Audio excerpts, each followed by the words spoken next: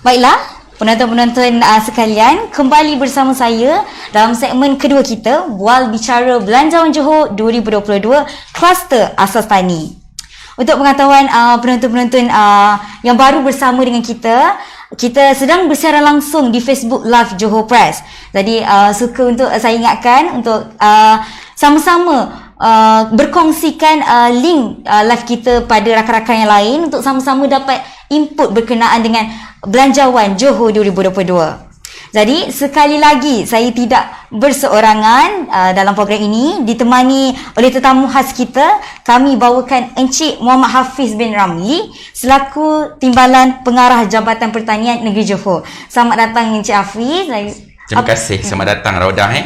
Apa khabar Encik Hafiz? Baik, alhamdulillah. Nampak segak bergaya Encik Hafiz hari ni. Terima kasih. Raudah pun nampak nice. Baiklah, terima kasih Encik Hafiz atas kelapangan untuk sudi bersama dengan dalam program Bual Bicara kita pada hari ini. Saya rasa Encik Hafiz punya jadual agak sibuk sebenarnya. Dan alhamdulillah dapat kosongkan masa tu sedikit untuk berkongsi dengan penonton-penonton kita berkenaan dengan bajet Belanjawan Johor 2022. Ya, insyaAllah. Sebelum tu Raudah, saya ingin menyampaikanlah salam daripada Tuan Haji Alang Mat Daud bin Dawan, merupakan pengarah Jabatan Pertanian Negeri Johor, yang sepatutnya dia yang berada di sini, tetapi kerana dia ada urusan rasmi yang lain, so saya menggantikan dia di sinilah. Okey, baiklah. Waalaikumsalam. Saya jawabkanlah untuk penonton-penonton di rumah sana. Okey, baiklah, saya pasti ramai yang tertunggu-tunggu sebenarnya perkongsian daripada Encik Hafiz selaku orang kata orang-orang hebat dalam sektor pertanian. Terutamanya pengusaha-pengusaha dalam bidang pertanian di luar sana. Okay. Sedikit perkenalan untuk saya kongsikan bersama anda. Encik Hafiz mula berkhidmat dalam bidang pertanian sejak tahun 2006, betul? 2006, betul. Ya, betul. 2006 di Pulau Pinang, betul tak Encik? Setahun saya berkhidmat di Pulau Pinang, 14 tahun saya berkhidmat di Putrajaya. Jadi saya 14 tahun saya dah berkhidmat di Putrajaya. Dan di Putrajaya saya antara pegawai yang menyelaraskan peruntukan pembangunan, projek-projek pembangunan untuk satu Malaysia. Jadi dengan pengalaman saya di Putrajaya itu, saya bawa ketika saya transfer di Johor ini. Kiranya di Johor ini Raudah saya baru 1 tahun 1 bulan 2 hari. 1 tahun 1 bulan 2 hari ya, di betul. Johor. Saya lama dekat Putrajaya. 40 years. Mungkin di Johor lagi lama daripada Putrajaya. InsyaAllah jika orang Johor suka saya. Mesti suka Encik Hafiz. Orang berbakat macam Encik Hafiz, InsyaAllah ramai yang akan kata memeganglah Encik Hafiz dalam bidang pertanian ini. Kita cuba yang buat yang terbaik. Kita cuba yang terbaik. Dan saya kira jangka 15 tahun di Pulau Pinang, 14 tahun di Putrajaya dan sekarang terkini di Johor dalam kurang lebih 16 tahun, 15 tahun. Tempoh yang agak lama dalam bidang pertanian yang Encik Hafiz cuburi. Betul. Dan saya yakin untuk dalam masa yang terkini, pelbagai usaha, orang kata 1001 usaha yang akan dilaksanakan daripada Jabatan Pertanian sendiri untuk memajukan lagi sektor pertanian terutama di negeri Johor. Betul.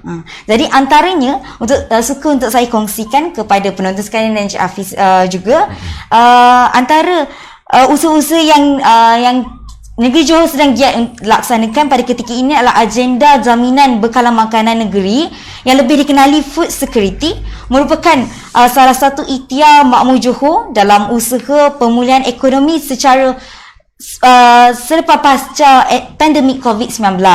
Jadi kita dah lama juga Encik Hafiz dalam orang kata PKP ni lah, mungkin ada banyak lah naik turun pengusaha-pengusaha dalam bidang perusahaan yang dia sedang majukan pada ketika ini. Betul. Mungkin inilah orang kata cabaran baru lah dalam kita mendepani dunia yang lebih mencabar. Selain mungkin selain daripada cabaran perniagaan itu sendiri, ada juga cabaran daripada faktor lain iaitu COVID-19 sendiri yang kita tidak menjangkakan sebenarnya dalam negara Malaysia. Tapi kalau kita tengok cabaran pandemik COVID-19, sektor tanaman satu-satunya KDNK yang positif berbanding daripada industri lain. Dan jika kita lihat ketika pandemik COVID-19, kebanyakannya orang dibuang kerja dan sektor pertanian adalah menjadi tunjangan kepada mereka selepas itu. Kebaikannya pandemik COVID-19 adalah baru orang nampak pertanian merupakan satu lagi sumber kekayaan yang mereka tak nampak selama ini. Jadi mungkin COVID-19 memberi satu impak yang positif sebenarnya dalam bidang pertanian. Jadi kalau sebelum ini orang mungkin memandang acuh tak acuh saja dalam bidang pertanian. Dan apabila berlakunya COVID-19 baru orang membuka mata bahawa pertanian ini sebenarnya adalah salah satu perusahaan yang boleh dimajukan sebenarnya. Betul. Jadi terdapat dua sektor yang berkembang yang sedang pesat berkembang, iaitu pertanian dan agro makanan.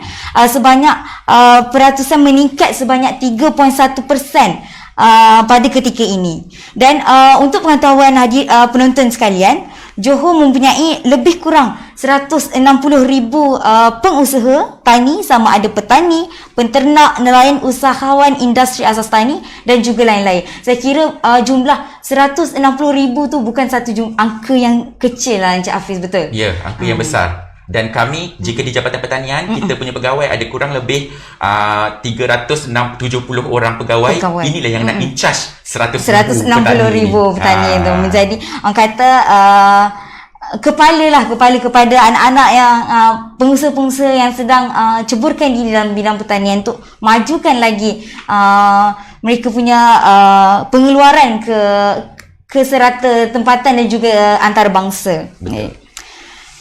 Selain itu, Johor juga merupakan pengeluar utama hasil pertanian, utama seperti nenas, buah-buahan tropika dan juga ayam.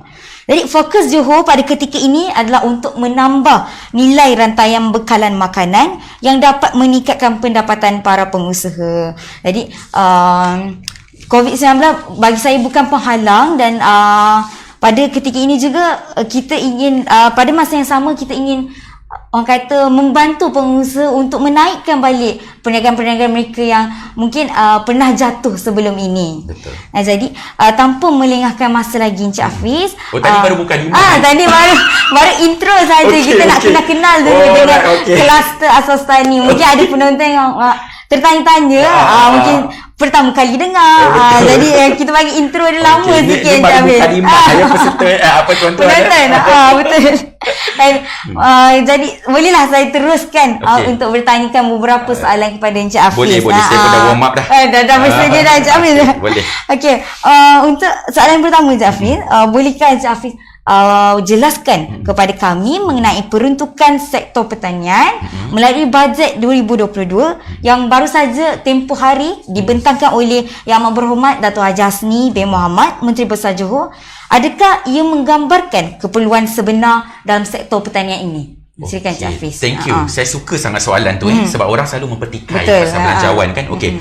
Bajet 2022 Johor Raudah dilihat mendukung aspirasi dan hala tuju sektor agro makanan negara untuk lebih mampan, berdaya tahan dan berteknologi tinggi. Ianya bagi memacu pertumbuhan ekonomi untuk meningkatkan kesejahteraan rakyat selain mengutamakan security dan juga nutrisi untuk makanan negara. Apabila kita bercerita tentang pertanian, kita tidak akan terlepas daripada 4 perkara. Okey, yang pertama, kecukupan makanan. Cukup ke makan yang kita nak keluarkan ni, Raudah? Cukup tak nak bagi mulut-mulut nak makan ni? Yang Malaysia, kalau sebab Johor ni antara pengeluar tanaman yang utama Malaysia ada 32 juta. Okey, nak bagi cukup makan ni. Johor sahaja statistik terkini saya tengok kurang lebih 4 juta. Itu tidak termasuk bukan warga negara. Jadi yang pertama, cukup ke tidak? Tak cukup kena import. Betul. Bila import nanti dah ekonomi tak bagus pula. Dan netizen bising. Ekspor asyik-asyik banyak barang luar saja kan. Jadi kecukupan makanan yang pertama. Yang kedua, bila cerita pasal pertanian, kita kena tengok kepada keselamatan makanan. Makanan dah cukup, selamat tak untuk dimakan. Betul. Berlambat-lambat makanan, tetapi makanan sayur-sayurnya banyak racun, buah-buahnya banyak racun. Jadi yang itu kita kena tengok juga. Yang ketiga, benda yang sangat penting pada situasi sekarang adalah teknologi. IoT dan juga revolusi perindustrian IR4. Orang dah tahu IR4 tu Okey. Dengan teknologi inilah yang kita dapat melihat produktiviti dapat ditambahkan sebab tanah tak dapat ditambah ya. Tanah itu je tanah. Sedia ada lah, yang sedia ada saja. Makin susut ada. Makin susut ada. Jadi peranan kita untuk menteknologikan bagaimana untuk meningkatkan produktiviti kita. Dan yang keempat is about capacity building. Bila kita cerita pasal capacity building, kemampuan kita untuk menyediakan sumber tenaga kerja yang kompeten, terutamanya kepada golongan belia. Kerana apa? Pada masa ini kurang lebih 70% adalah petani di atas umur 50 tahun. Jadi sekarang ni kita nak menggiatkan belia-belia untuk menceburi dalam bidang pertanian, ya. Sebab itu kita nakkan teknologi. Belia suka teknologi. Sekaligus hal ini mampu dapat melonjakkan pengeluaran, produktiviti dan pendapatan petani. Okey, untuk menjawab soalan Raudah, Ya, betul. sebelum bajet ini diterjemahkan, sebelum Belanjawan Johor didokumentasikan dan dibentangkan oleh Yang Amat Berhormat Menteri, Yang Amat Berhormat Menteri Besar Johor bersama-sama dengan Yang Berhormat Datuk Samsul Bahri Jamali, pengurusi Jawatankuasa Pertanian, Industri Asas Tani dan Kemajuan Luar Bandar, bersama-sama turun padang ke setiap daerah. Ada 10 daerah di Johor ini, kedua-dua individu ini turun padang bersama-sama dengan ketua-ketua jabatan dan agensi serta pegawai daerah untuk melihat keperluan yang keperluan di akar umbi sendiri. Jadi kita juga membincangkan hal-hal pasal sektor pertanian ini di dalam kita ada satu platform di peringkat negeri, iaitu Jawatankuasa Security Makanan Negeri Johor. So isu-isu, problem-problem apa-apa pasal sektor pertanian semua dibincang dan diselesaikan di situ.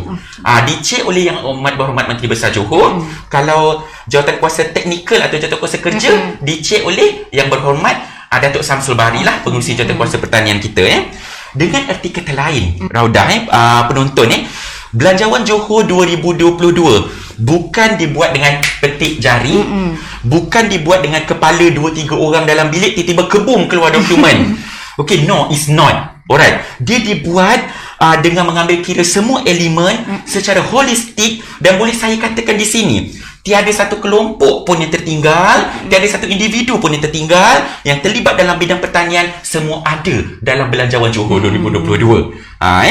Kalau kita buat check tu, pemain industri check, agriculture technologies check, usahawan B40 check, usahawan pertengahan check. Okey, kalau cerita pasal industri pula, tanaman makanan check, aquaculture check, penternakan check. Jadi untuk menjawab soalan Raudah, saya boleh nyatakan di sini, yes, Belanjawan Johor 2022 untuk sektor pertanian adalah lengkap dan menyeluruh kerana ia dirangka secara holistik dan total. Jadi saya rasa dah menjawab persoalan penonton-penonton kita. Jadi bukan semudah orang kata macam Encik Hafiz kata petik jari saja sudah ada belanjawan bajet yang dibentangkan. Dia memerlukan satu proses orang kata inisiatif yang agak besar juga untuk hasilkan bajet belanjawan untuk 2022. Betul. Semua elemen kita ambil kira, atas, bawah, kiri, kanan, semua elemen kita ambil. Tiada yang tertinggal lah je apa orang kata. InsyaAllah. Pak kata saya tadi, tidak tertinggal satu individu pun dalam Belanjawan Johor 2022. Okey, baik Encik Hafiz, bolehkah Encik Hafiz berikan sedikit ringkasan mengenai bajet agro makanan ini? Okey, alright, okey. Menerusi Belanjawan Johor 2022 untuk agenda Johor Tani yang telah dibentangkan oleh Yang Amat Berhormat Menteri Besar kita, antara intipati yang di-highlight intipati lah Yang pertama, program pembangunan industri pengeluaran makanan utama. Okey, 2.9 juta diletakkan di situ. Detail nanti saya boleh cerita detail. Yang kedua, program industri asas tani. Kalau industri asas tani tu, kalau penonton-penonton kadang-kadang dia panggil industri hiliran. Yang ketiga, program infrastruktur pengairan, saliran pertanian dan jalan ladang untuk pastikan kawasan-kawasan pertanian kita ini infrastrukturnya terjamin. Okey. Yang keempat, pengecualian bayaran lesen pelarangan unggas. Yang ini bawah veterina lah Pembangunan industri tenusu dan pembiakaan serta program kawalan penyakit dan kesihatan ternakan. Yang ini semua bawah Jabatan Veterina sebab saya daripada Jabatan Pertanian. So saya tak boleh ulas lebih. Okey. Di samping itu, Raudah, menerusi Belanjawan Johor 2022, kerajaan negeri beriltizam untuk menjadikan Johor sebagai hub makanan untuk memastikan pasaran domestik, pasaran serantau dan pasaran antarabangsa. Ya. Jadi untuk Johor membangunkan industri agro makanan ini, kita dapat lihat terjemahan itu diterjemahkan di dalam impetus ekonomi baru. Kita ada 4 impetus ekonomi baru. Impetus yang kedua adalah impetus, saya tak hafal tau. Saya baca ni. Terus terang saya cakap dengan tuan-tuan ya. Dia ada 4. Nama impetusnya Bekalan Makanan Johor. Daripada impetus itu ada beberapa lagi projek. Bawah dia. Yes, antaranya penggubalan dasar agro makanan negeri Johor ataupun kita panggil Danjo. Dasar inilah yang akan menentukan hala tuju pertanian kita sampai tahap mana. So Danjo ini dalam proses persediaan oleh bahagian BPENJ, bahagian Pembangunan Ekonomi Negeri Johor, Danjo ni untuk menentukan hala tuju kita dalam tempoh 5 tahun ini. Lepas tu mewujudkan program pusat pengumpulan, pemprosesan dan pembungkusan atau panggil CPCC, yang itu nanti akan ada cerita sedikit lah. Yang ini sebab kita nak ringkasan saja. Yang ketiga, bawah impetus ekonomi baru ni, kita ada pemulihaan sumber perikanan dan pengurusan estet kerang-kerangan dekat Tangkak, Muar, Batu Pahat dan Pontian yang dikendalikan oleh Jabatan Perikanan. Perikanan ni. Yang keempat, kita ada program Lembah Tenusu Jemeluang di Mersing di bawah Jabatan Perkhidmatan Veterina. Dan yang kelima, kita ada pembangunan kawasan tanaman kelapa yang Kerajaan Negeri Johor telah bookkan tempatnya di Mersing. Untuk Mersing bagi menampung kekurangan bekalan kelapa bukan sahaja di negeri Johor tetapi kekurangan kelapa di Malaysia. Kerana apa ya, Raudah, kelapa kita kadar SSR kita 68%. Rendah. That's why kita masih mengimport daripada luar. So, Kerajaan Negeri Johor mengambil inisiatif ini menyediakan satu kawasan di Mersing untuk pembangunan tanaman kelapa bagi mencukupkan kadar SSR kita. Tak dapat 100% pun, dapat 80% SSR pun saya rasa dah bersyukur. Betul Cik Hafid. Asalkan ada peningkatan lah orang kata daripada pengumpulan tanaman kelapa tu sendiri. Betul. Orang kita kuat minum kuat kelapa. Santan semua mesti ada dah hari-hari. Masak orang kata masak lemak ada kelapa. Nasi lemak ada santan. So that's why kelapa kita memang kita tengah pertahankan, tengah pertingkatkan sekarang. Okey, baiklah Encik Hafiz, apakah projek-projek pertanian yang berimpak tinggi pada pandangan Encik Hafiz yang boleh beri sumbangan yang besar kepada ekonomi Johor itu sendiri? Alright, jika kita lihat Raudah, Kerajaan Negeri Johor menerusi Jawatan Kuasa Sekuriti Makanan yang saya sebut tadi, kita sedang memperkemaskan beberapa program berimpak tinggi yang melibatkan kawasan yang keluasannya agak besar. Yang pertama, kita ada program Zon Pelaburan Makanan, ZPM. Kedua, kita ada program Zon Tanaman Makanan Negeri Johor, ZTM. Yang ketiga, kita ada Taman Kekal Pengeluaran Makanan yang di-in-charge oleh Jabatan Perkhidmatan Veterina. Dan kita ada lagi satu, Taman Kekal Pengeluaran Makanan ataupun dalam short form dia TKPM, yang itu dikendalikan oleh Jabatan Pertanian. Untuk keempat-empat program ini, keluasan keseluruhannya Raudah 12,461 hektar.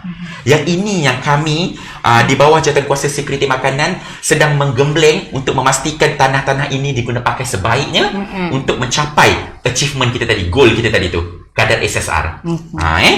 Untuk projek TKPM, sebab saya Jabatan Pertanian, saya cerita pasal TKPM kita lah. Sebab TKPM kita hanya antara projek berimpak tinggi kita 8 TKPM. 8 TKPM yang sedang beroperasi. Dan Alhamdulillah Johor akan tambah satu lagi TKPM di Pontian. Pontian. Seribu Nian namanya. Seribu Nian. Nak masuk tu kata takut sikit. Jangan pakai baju kuning masuk dalam tu.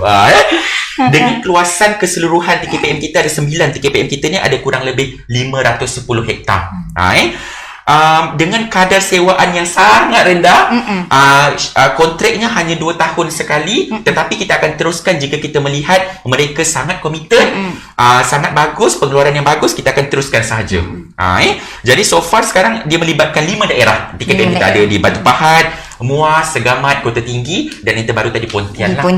InsyaAllah tahun depan launch. Tahun depan jangkaan bulan berapa tu Encik Hafiz? Dah ada jangkaan tu? Saya jangkakan dalam bulan 3 atau bulan 4. Sebab bersih kawasan semua dah settle.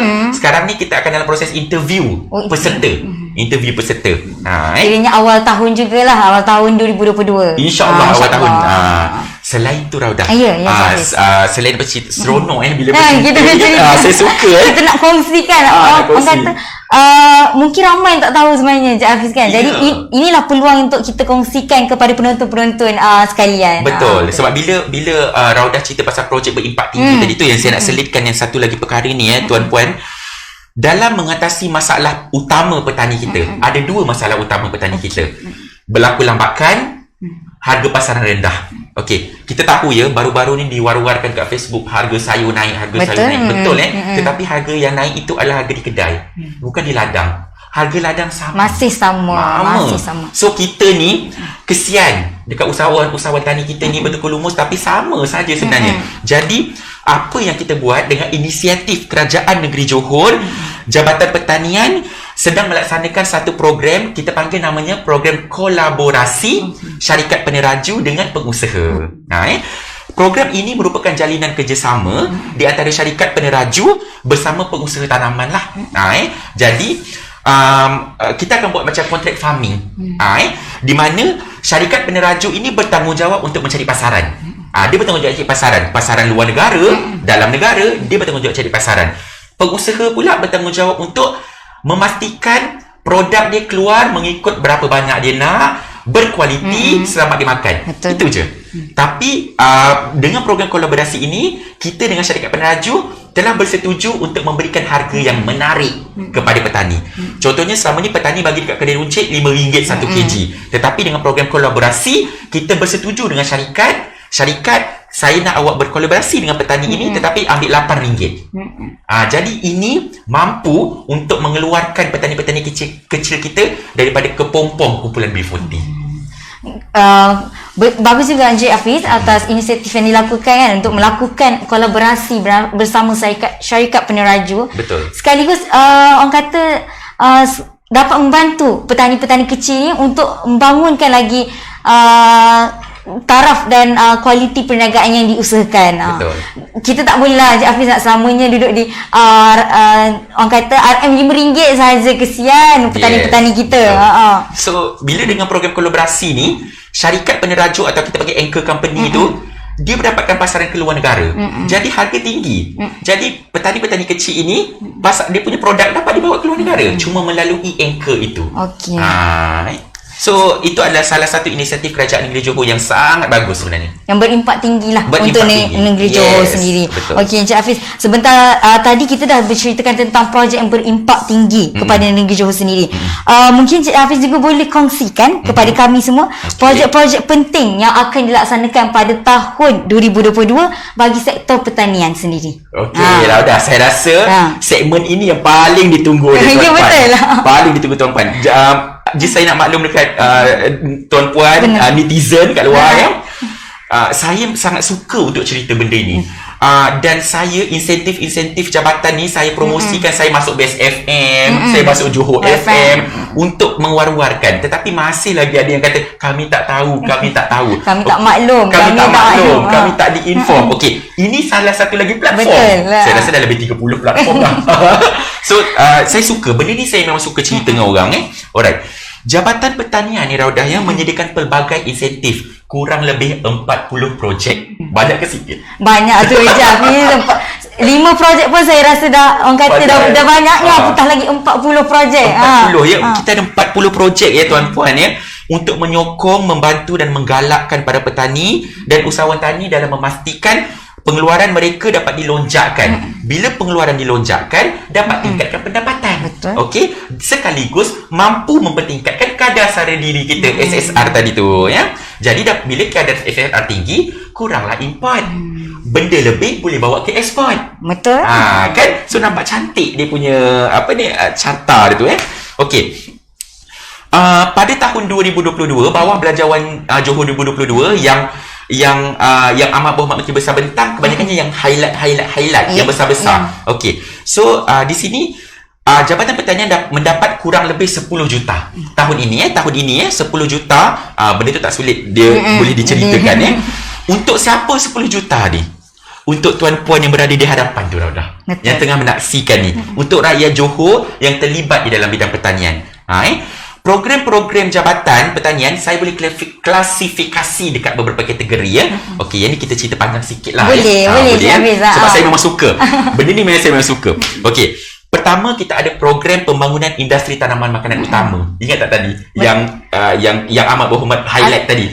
Yang bernilai kurang lebih 25 agenda yang tu. pertama dalam Agenda asas pertama tani. Ya, sekali. betul. Jadi bawah industri tanaman makanan utama tu Rauda, ya, tuan-puan ya, kita ada 4 projek. Pertama, industri buah jangka panjang, iaitu buah-buah yang kita harvest 3 tahun ke atas. Contohnya macam durian, mangga, manggis, nangka, ada insentif untuk itu. Yang kedua, pembangunan industri buah jangka pendek. Yang harvest dia mungkin 1 tahun 2 tahun. Pisang, tembikai, betik, yang itu. Yang ketiga, pembangunan industri sayur-sayuran. All type of vegetable. Sayur buah, sayur daun, petola ke terung ke, semua boleh. Dan yang keempat, pembangunan industri kontan. Kontan ni cash crop lah. Macam keladi, ubi, jagung. Itu untuk program pembangunan industri tanaman makanan utama. Apa yang saya nak cakap dekat netizen ataupun orang yang menjalankan pertanian ni, Rauda, tuan-puan sebut sahaja nama buah tuan-puan yang tuan-puan usahakan, cakap je dengan kami ada insentif untuk itu. Cakap je. Kalau macam, alah ada ke untuk buah A ni? Sebut je. Ada. Pandailah kami masukkan projek yang mana. Betul. Itu yang saya nak cakap. Okey, yang kedua, kita ada program pembangunan tanaman padi. Ni khusus untuk pesawah-pesawah lah. Untuk pesawah-pesawah lah. Sebab apa? Kita Johor ni, kita ada term periuk nasi selatan. Okay. Walaupun dia luar jelapang, tetapi kita dapat membantu jugalah peningkatan beras atau padi untuk negara kita. Tetapi nak comparekan dengan yang jelapang macam dekat Kedah, Selangor, kita jauh sikit lah. Tetapi kita dalam usaha untuk memastikan infrastruktur sawah tu semua cantik. Itu yang kita cerita infrastruktur tadi. Yang ketiga, kita ada program pembangunan komoditi berpotensi. Komoditi berpotensi ni antaranya adalah macam herba-herba, cendawan, belia-belia memang suka cendawan. Betul. Cendawan, madu, tak kisahlah lebah ke, kelulut ke, asalkan produk you produk madu. Okey, yang keempat, antara yang kita nak naikkan juga adalah kopi. Sebab kopi, kalau kopi Johor ni kita pakai kopi Liberica. Kopi dan juga industri floriculture atau bunga-bungaan. Iaitu program komoditi berpotensi. Okey. Yang keempat, program pembangunan setempat. Yang ni yang kalau selalu Raudah dengar, program pertanian bandar. Okey, benar. Saya pernah dengar. Selalu dengar betul. Yang itu program pertanian bandar, program pembangunan community, yang dekat rumah, dekat tepi ada tanaman, 1 ekar. Nak buat? Boleh. Yang kelima, program pembangunan industri asas tani atau industri hiliran tadilah. Projek-projek industri hiliran seperti kuih, kerepek, sos, jus, bakery dan pelbagai lagi. Tetapi sebaiknya produk asas tani, dia berasaskan tanaman lah. Contohnya sos dibuat daripada cili. Jus dibuat daripada buah. Lepas tu kita ada yang keenam, program pembangunan pertanian lestari atau makanan selamat. Yang ini bila kita cerita pasal makanan selamat, tadi saya lupa nak cerita Raudah. Kita adanya persijilan MyGap. Okey, MyGap tu My Good Agriculture Practice. Okey, ladang-ladang yang mendapat sijil MyGap ini, kita ada insentif untuk dia.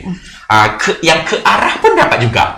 Ke arah untuk dapatkan MyGap pun ada juga. Dapat juga. MyGap dengan MyOrganic. Kita ada dua. Dan yang ketujuh, projek banyak ni projek pembangunan belia tani. Tuan-puan tak apa, boleh rekod ni, ada rekod. Boleh tonton semula. Nanti dia pergi cantik pula. Yang ketujuh, projek pembangunan belia tani. Belia tani ni untuk tanaman ke, untuk industri asas tani ke, semua boleh pohon umur 40 tahun ke bawah. Ini tuan-puan kalau belia, minta je, insyaAllah dapat. 20,000 per peserta maksimum. Saya cakap ni 20,000 maksimum per peserta. So apa lagi yang kata kami tak bagi kan? Banyak lagi sebenarnya. Dan yang ke-8, projek pembangunan agropelancongan. Kalau agropelancongan tu dah tahulah aktiviti pelancongan yang berkaitan dengan sektor pertanian. Okey, berasaskan tanaman, ternakan, macam kononnya dia buat homestay tepi tu sawah. Boleh? Okey, dia buat homestay tepi tu nak buat ladang rusa. Boleh, tapi kalau ladang rusa kena minta kat jabatan veterina. Kalau ada homestay, tepi tu nak ternak ikan, keli, kena minta dengan perikanan perikanan lah.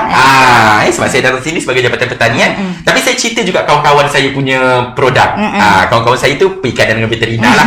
Kami adik-beradik. Jadi saya kena cerita benda-benda tu. Boleh dikatakan kami mempunyai insentif kepada pengusaha untuk semua jenis industri dalam sektor pertanian. So industri macam saya kata tadi, yang saya kongsikan tadi, kebanyakannya pertanian punya. Betul. Yang 40 projek 10 juta itu Jabatan Pertanian punya. Veterina ada dia punya, ikan ada dia punya sendirilah. Yes.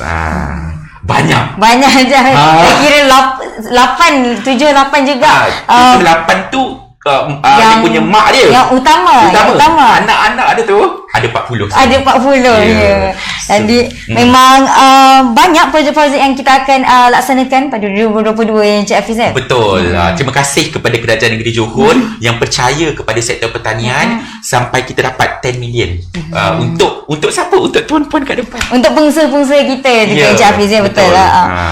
Mungkin saya rasa soalan saya terus ni menjadi tanda tanya yang utama lah bagi penonton-penonton di rumah sedang menonton tentang bagaimanakah prosedur untuk pengusaha-pengusaha di luar sana yang menceburkan diri dalam bidang pertanian untuk memohon peruntukan yang telah diperuntukkan dalam sektor pertanian itu sendiri. Mungkin Encik Hafiz boleh kongsikan prosedur, syarat kelayakan untuk memohon dan perkara-perkara yang berkaitan lah. Okey, boleh. Yang itu pun saya suka juga sebab selalu tanya macam mana nak betul. Okey. Kepada pengusaha-pengusaha yang terlibat dalam bidang pertanian. Bila saya cakap bidang pertanian, tidak kiralah sektor tanaman, industri asal tani, hiliran ataupun sektor agropelancongan, ya. Sekiranya tuan-puan berminat dengan ingin mengetahui dengan lanjut insentif yang saya sebut tadi, pergilah terjah. Saya cakap terjah. Pergi terjah Pejabat Pertanian Daerah kami. Kita ada 10 daerah. Betul. Setiap daerah ada Pejabat Pertanian Daerah masing-masing yang diketuai oleh Pegawai Pertanian Daerah kita.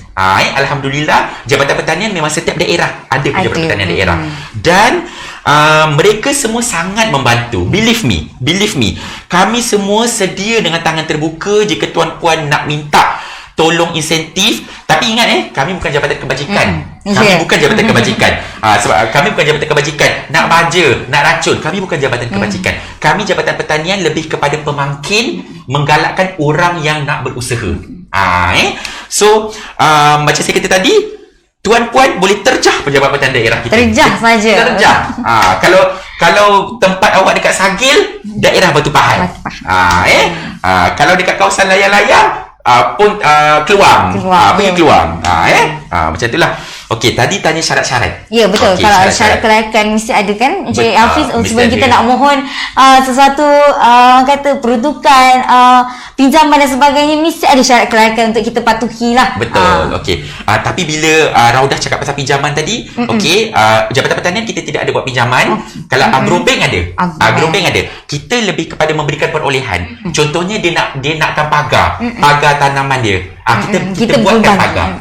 Kita tak bagi duit. Kita tak bagi. Yang itu tuan-puan kena faham. Kita tak bagi duit. Tuan-puan nak apa? Oh, saya nak buat pagar lah. Kita buatkan. Okey, yang pertama. Okey, kalau tuan-puan kat depan ni cuba listingkan lah. Ada tak? Ikut tak ciri-ciri ni? Tik check. Pertama, warga negara Malaysia. Check. Itu yang paling penting je Hafiz. Kalau bukan warga negara Malaysia, rasanya dah terus tak boleh nak mohon dah. Kalau dia tulis Indonesia ke apa, terus Pejabat Pertanian kata okey, letakkan pin orang ini. Terus next orang. Next, okay. So first, warga negara Malaysia. Yang kedua, yang ini sangat penting sebab yang ini selalu diorang kalah kat sini. Bukan kalah lah, selalu yang ini yang tak menepati yang kata. Tak menepati. Thank you for your words. Okay, status tanah. Tanah kena jelas. Kalau kata sewa, kita nak surat sewa.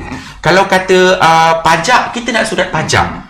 Surat hak milik tanah tu. Kalau cakap-cakap mulut kita tak nak. Sebab apa? Kita dah pernah berlaku. Kita bagi diorang, sekali tiba-tiba tanah itu diambil balik. So tanaman dah ada kat dalam tu. So petani pun rugi, Jabatan Pertanian pun rugi sebab dah banyak insentif kita bagi. So status tanah kena jelas. Yang ketiga, kita hanya mengutamakan peserta yang telah memulakan projek. Kenapa? Sebab kita nakkan komitmen mereka. Peserta baru kita bagi bimbingan dulu. Okey, tak apa, macam contoh macam Rauda, masuk-masuk semak lagi ni, semak. Okey, tapi nak tanam apa? Nak tanam pisang. Kita bimbing dulu. Tahun depan pisang dah cantik, tahun depan baru kita bagi insentif. Untuk first kalau semak lagi kita tak bagi. Sebab apa? Macam saya ulang balik semula, kami bukan jabatan kebajikan. Kami jabatan pertanian memangkin kepada orang yang hendak berjaya. Yang keempat, hendaklah sangat berminat, bersedia, komited, bercita-cita tinggi, tidak mengharapkan bantuan Jabatan Pertanian 100%. Yang itu pun penting. Jadi contohnya, dia ada kertas kerja. Okey, saya nak tanam pisang. Ini kertas kerja saya. Bersih kawasan, pagar, benih, baja, racun, RM50,000. Saya nak semua. Oh, minta maaf. Minta maaf. Kami boleh bagi separuh saja. Pagar awak buat, bersih kawasan awak buat, baja kita bagi. Contohnya macam tu. Kita takkan bagi orang 100%. Betul. Sebab kita nakkan komitmen mereka. Sebab apa? Kalau kita yang buat semua, kalau tanaman tu tak jadi, dia tak kisah. Betul. Alah, bukan duit aku pun. Sebab tu kita tak bagi. Yang kelima, pengusaha hendaklah bersedia untuk mendapatkan persediaan MyGap. Sebab MyGap tu memang adalah KPI kita. Jadi MyGap penerima insentif kita mesti bersedia untuk buat MyGap. Kalau industri asas tani pula mesti bersedia dapat sijil mesti dan halal. Diorang kena ada semangat itu. Ni kan diorang ni kan ni sepatutnya kena ada halalan. Nanti kita siapa nama Cik Syahir tadi? Cik Syahir. Cik Syahir kan. So biar sampai tahap ke mesti dan halal. Yang ni ada ni tapi dia tak hafal ni. Ada Syahir ni ada. Okey. Alright. Lepas tu yang terakhir, yang paling dasar, keutamaan kepada golongan belia. Okey. So kalau belia-belia di luar, belia sangat mudah untuk dapat. Nampak je usia berapa tu? 30 lulus. Cukup, syarat cukup 1 2 3 cukup. Yang umur 35 lulus. Belia sangat senang untuk diluluskan untuk projek-projek pertanian kita. Tetapi untuk yang senior, jangan pula kata mesti tak dapat. Mesti tak dapat ni kalau mohon. Bukan macam tu. Cuma kita nak kata keutamaan kepada golongan belia. Macam golongan belia, tadi saya lupa tak cakap, kita ada juga satu projek nama kita program Agropreneur Muda. Program saya dah cerita tadi belum kan program Agropreneur Muda. Yang itu pun agak mudah juga nak dapat. Pun RM20,000 per peserta. Kebanyakannya kita punya insentif ni kadar dia maksimum dia RM20,000. Tapi maksimum tau. Sebab kadang-kadang ada minta lebih ke Jafir? Bukan dia minta lebih. Bila dia dapat RM10,000, dia kata kenapa saya tak dapat RM20,000? Kerajaan curi duit. Bukan. Itu maksimum. Yang itu dia kena faham lah. Betul. Sebab kita bagi mengikut hak masing-masing. Kalau kita rasa macam dia tak perlu sampai RM20,000, 10 je. Dah, 10. Tahun depan dia minta lagi. Jangan risau. Ikut kriteria masing-masing permohonan, setiap permohonan tu lah Encik Hafiz je. Betul. Dan kita nak sharing is caring. Biar lagi ramai yang dapat. Okay. Baiklah, mungkin Encik Hafiz, untuk saya tanyakan, ada bilakah tarikh permohonan tu dibuka untuk pengusaha-pengusaha ni? Mungkin tu bersedia sedialah di telefon masing-masing, di hadapan laptop masing-masing untuk memohon bagi peruntukan yang telah disediakan. Okey, alright. Pun soalan tu pun saya suka. Jawapan dia tuan-puan, kita tidak ada tarikh tutup. Kita tidak ada tarikh tutup. Permohonan terbuka sepanjang tahun. Okey, tetapi kita ada prosedur kita. Macam bulan 10 ni kita dah mula buat siasatan kepada pemohon. Lepas tu dapat dekat HQ Johor. HQ Johor akan tapis untuk dapat kelulusan. Jadi biasanya orang yang pohon bulan 1 bulan 2 dulu dah tengah-tengah buat kelulusan lah sekarang. Sekiranya tuan-puan pohon hari ini, mungkin tak dapat dalam masa sebulan 2 ni.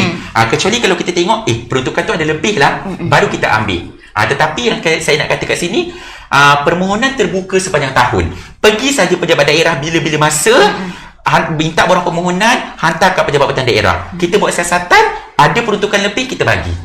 So far sekarang ni yang saya nak cerita, di peringkat Johor sekarang, tim saya tim all my pegawai, all my staff sekarang tengah ke daerah-daerah. Diorang tengah menyiasat. Cik Amin minta durian kebun A. Diorang tengah siasat. Sesuai tak bagi ni? Ni tengah buat ni. Minggu depan insya-Allah kita akan masuk kepada proses kelulusan, mesyuarat kelulusan kita. Yang itu saya cerita apa yang tengah berlaku sekarang. Tetapi untuk menjawab soalan Puan Raudah, saya ulang balik, tidak ada tali tutup. Nak pohon bila-bila pun pohon sahaja. Anytime lah orang kata je. Anytime. Kami tangan terbuka. Sebab kadang-kadang kan sampai kami tahap alah asyik-asyik Pakcik Ahmad aja yang dapat. Orang yang sama aja dapat.